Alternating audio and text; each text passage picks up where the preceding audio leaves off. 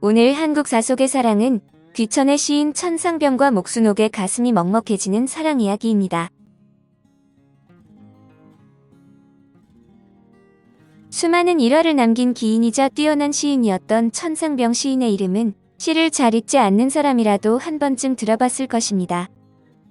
천상병 시인은 귀천을 비롯한 여러 명시를 남긴 현대 문학계의 거성으로 대체로 순수한 마음으로 인생을 노래하는 시를 남겼는데 어린이처럼 천진난만하고 순진무구한 성격의 소유자로 알려져 있습니다. 그러나 동백님 사건에 연루되어 6개월 동안 옥고를 치르면서 수차례 전기 고문을 당한 탓에 이후 30여 년의 세월 동안 그 후유증에서 벗어나지 못해 고통을 받았습니다. 술, 특히 막걸리를 즐겨 마셨으며 문학계에서는 손꼽힐 정도로 대단한 주당이자 기인으로 명성을 떨쳤는데 주변 사람들이 전하는 그의 어록과 기행만 모아도 책 몇 권은 쓸 수 있을 정도입니다. 특히 비슷하게 문학계의 주당으로 이름을 드날렸던 시인 김관식과는 절친으로서 서로 죽이 잘 맞았다는데 김관식 시인은 술을 많이 먹다 요절했고 천상병도 과음으로 간이 쇠약해져 죽었습니다. 하늘로 돌아간 시인 천상병. 천상병은 1930년 1월 29일 일본 효고현 히메지시에서 아버지 천도윤과 어머니 김일선 사이의 이남 일녀 중 차남, 막내로 태어났습니다. 1934년에 잠시 귀국해 아버지의 고향인 경남 창원군 진동면 진동리 287번지에 거주하면서 1937년 진동공립보통학교에 입학했습니다. 이후 2년을 다니다 1940년에 다시 일본으로 건너가 간사이에서 소학교를 졸업하고 치바현에 있던 아와 중학교에 입학해 다녔는데 이처럼 유년 시절은 거의 일본에서 보냈습니다. 1945년 8월 광복이 되면서 부모와 함께 귀국해 경남 마산시에 정착했고 마산 중학교 2학년에 편입했는데 중학생인 1949년에 공상이 죽순 11집에 실리면서 문단의 이름을 알렸습니다. 또한 이때 담임교사의 추천으로 그의 또 다른 작품인 강물이 문예지에 추천되어 실리기도 했는데 당시 담임교사가 바로 유치원이었습니다. 1950년 한국전쟁이 발발하자 미군 통역관으로 6개월 동안 근무했으며 전란 중인 1951년에는 서울대학교 상과대학 경제학과에 입학해 송영택, 김재섭 등과 함께 동인지인 처녀지를 발간했습니다. 1952년 문예지의 갈매기가 추천을 받아 시인으로 정식 등단했으며 나는 거부하고 저항할 것이다. 사실의 한계 등의 평론을 발표하는 등 평론에서도 두각을 드러냈습니다. 1954년 서울대학교 상과대학 경제학과 4학년 1학기 때 중퇴를 했으며 이후 1956년 현대문학지에서 집필했고 외국 서적을 몇 권 번역하기도 했습니다. 1964년에는 김현옥 당시 부산직할시장의 공보실장으로 재직했는데 이것이 천상병의 생애의 월급쟁이로 직장생활을 한 유일한 이력이었으나 자유로운 성향의 천상병은 그마저 2년 만에 그만둡니다. 1960년대 천상병은 주로 서울 명동거리를 드나들며 또래 문학인들과 어울리고 깊은 인연을 맺는데 일정한 거처가 없어 친분 있는 지인들의 집을 돌아다니며 더부살이를 하거나 여인숙에 묻기도 했습니다. 당대 사람들은 천상병과 김관식 그리고 이현우를 문학계의 3대 기인으로 꼽기도 했는데 시인 서정주의 동서인 김관식은 문학계의 대선배인 박종화를 박군이라 부르며 독서를 퍼붓기로 유명했습니다. 그리고 이현우는 당대의 베스트셀러 소설가 김말봉의 의부사들이었는데 안정된 생활을 때려치우고 떠돌이가 되었다가 80년대 이후에는 아예 종적을 감추어 행방불명 상태가 되었습니다. 1967년 천상병은 일명 동백님 사건에 연루되어 6개월간 옥고를 치른 후 선고 유예로 석방되었습니다. 하필 그의 술친구 중에 서독에 유학하면서 동독을 드나들던 사람이 있었는데 천상병이 술자리에서 이 소리를 듣고도 신고하지 않았다는 죄로 엮여 들어간 것입니다. 특히 천상병은 평소 친구들에게 푼돈을 뜯어 막걸리를 마시곤 했는데 검사는 이를 간첩 노릇을 하면서 받은 공작금이라고 주장했다고 합니다. 졸지에 간첩으로 몰린 천상병은 전기 고문을 당해 심신이 크게 병들었고 당시의 후유증이 평생 동안 괴롭혔는데 고문 여파로 아이를 가질 수 없었고 치아가 거의 빠졌고 말을 더듬는 버릇까지 생겼습니다.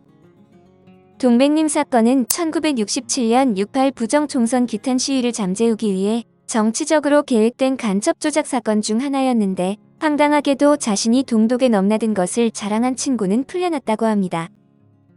1970년에 절친이자 동료 시인이었던 김관식이 사망하자 그를 추모하기 위해 김관식의 입관을 발표했고 그의 대표작으로 손꼽히는 시 귀천이 창작과 비평지에 발표되었습니다.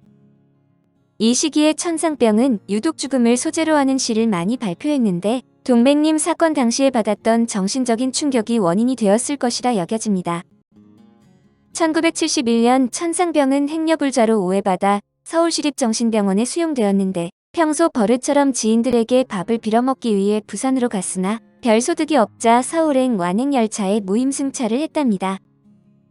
천상병이 서울에 도착했을 즈음에는 통금이 해제된 새벽녘이었는데 그는 서울시 성북구 도남동에 사는 시인 김고용의 집에 찾아가 밥을 얻어먹으려다가 삼선교에서 길에 놓여있는 자전거를 발견했습니다.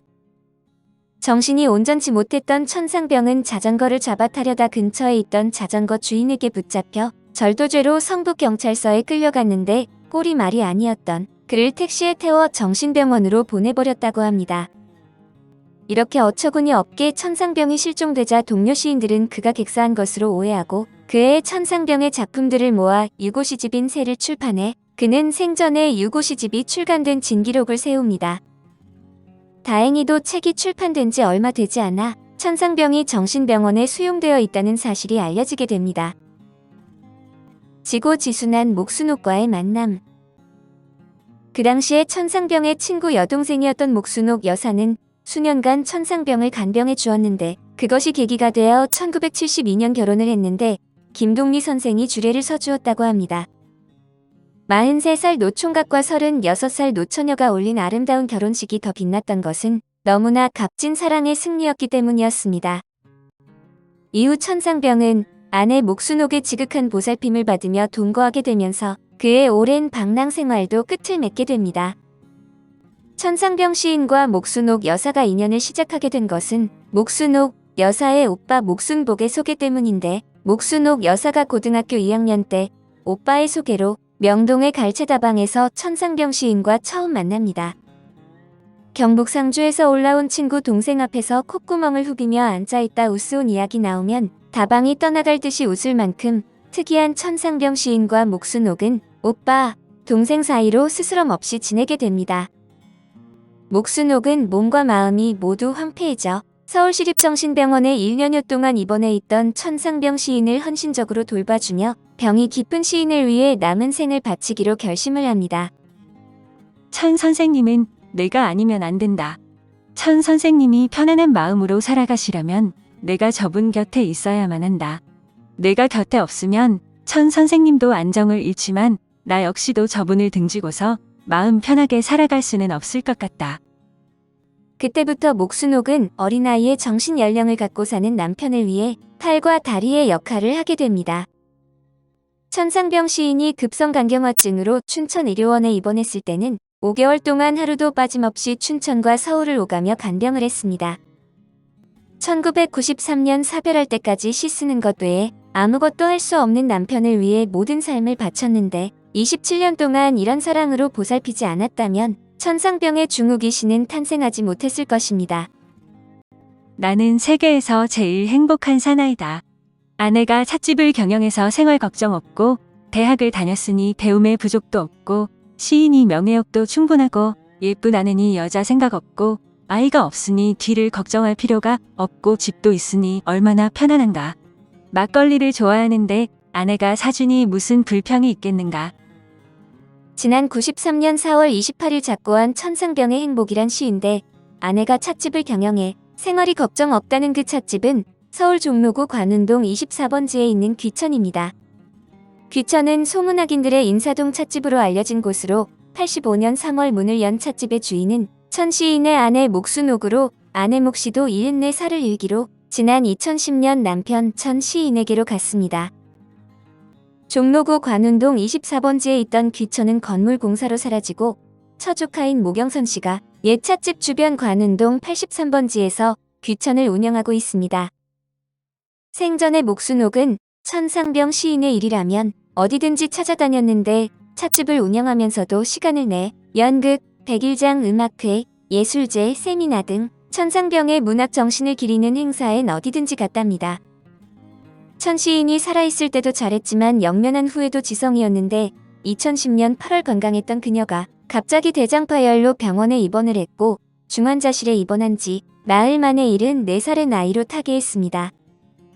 모경선의 말에 의하면 천상병은 일반인의 상식을 뛰어넘는 천재 시인으로 기억력도 좋았고 욕심 없이 살았으며 어떤 말도 수용했는데 담배 한 갑 막걸리 2대면 행복했던 사람이었다고 합니다. 그는 천 시인과 아버지 고 목순복 선생은 절친한 친구였다고 했는데 목순복은 친구 동생인 7살 미친 목순옥 씨를 천 시인에게 시집을 보냈습니다.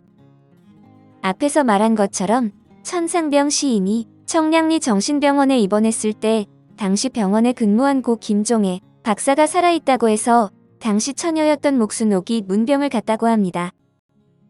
그때 김종애 박사가 천재 시인이 목순옥 씨를 좋아하니 결혼을 하라고 재촉했는데 천재 시인이 이렇게 죽기는 불쌍하니 결혼에 함께하면 몸도 좋아지고 시도 쓸 수 있을 것이라고도 했답니다. 그래서 7살 연상인 천상병 시인과 결혼을 하게 됐는데 당시 처녀인 목순옥은 결혼 전까지 천에 술을 놓은 자수를 좋아했다고 합니다.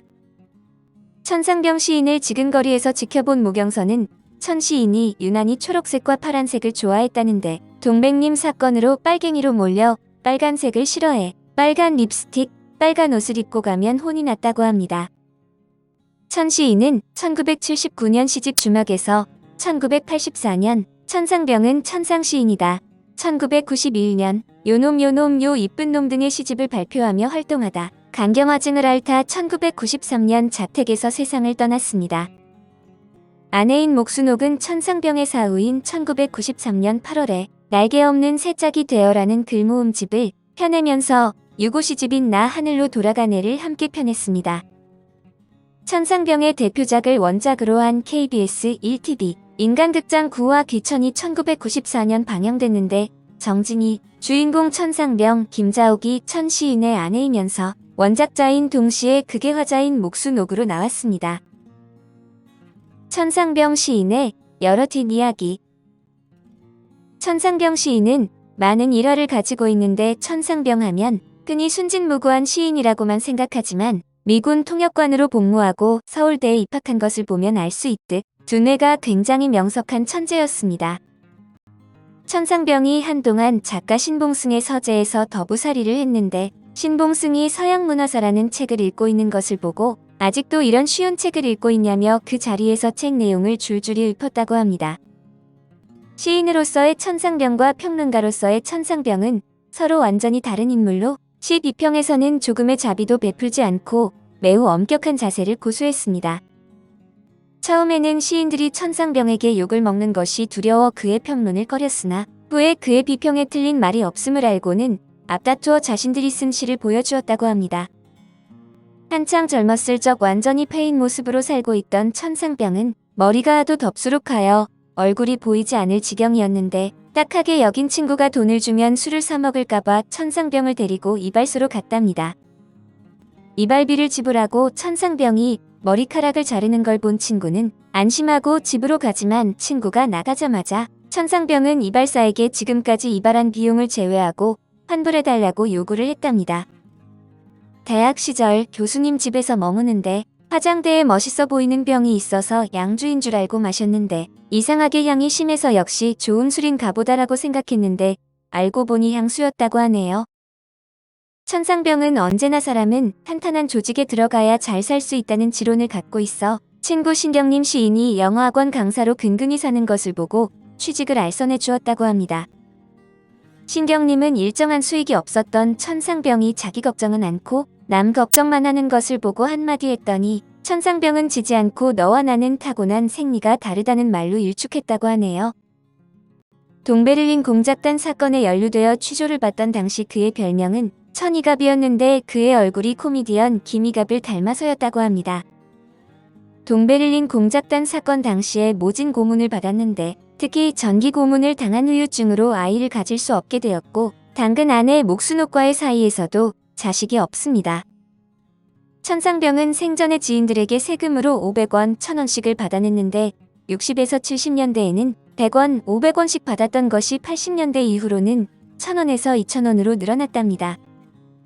그런데 징수 기준이 특이해서 꼭 지인한테만 받았고 어른은 1,000원, 어른이 아니면 500원씩을 받았다는데 어른의 기준은 나이가 아니라 결혼을 기준으로 한 것이라고 합니다.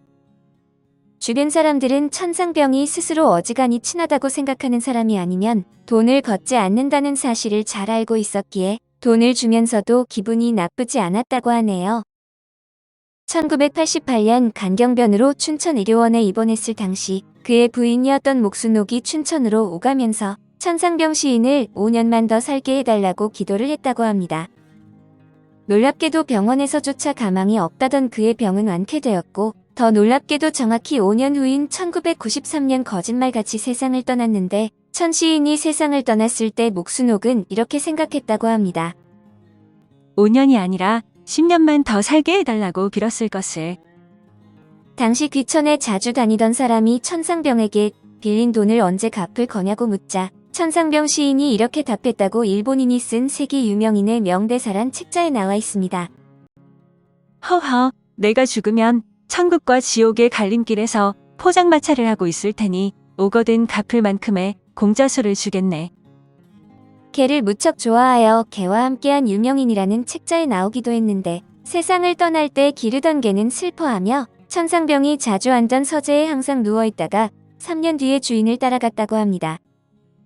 그럼 마지막으로 천상병 시인의 대표시로 잘 알려진 귀천을 되새겨보겠습니다. 나 하늘로 돌아가리라. 새벽빛과 닿으면 쓰러지는 이슬 더불어 손에 잡고 나 하늘로 돌아가리라. 노을빛과 단둘이서 기슭에서 놀다가 구름 손짓하면은 나 하늘로 돌아가리라. 아름다운 이 세상 소풍 끝내는 날 가서 아름다웠다고 말하리라. 삶의 소풍을 끝내고 하늘로 올라가 삶이 아름다웠다고 말하는 심금을 울리는 천상병의 시는 목순옥의 이타적인 사랑에 대한 아름다운 화답가였습니다. 오늘 한국 사속의 사랑은 귀천의 시인 천상병과 목순옥의 가슴이 먹먹해지는 사랑 이야기였습니다.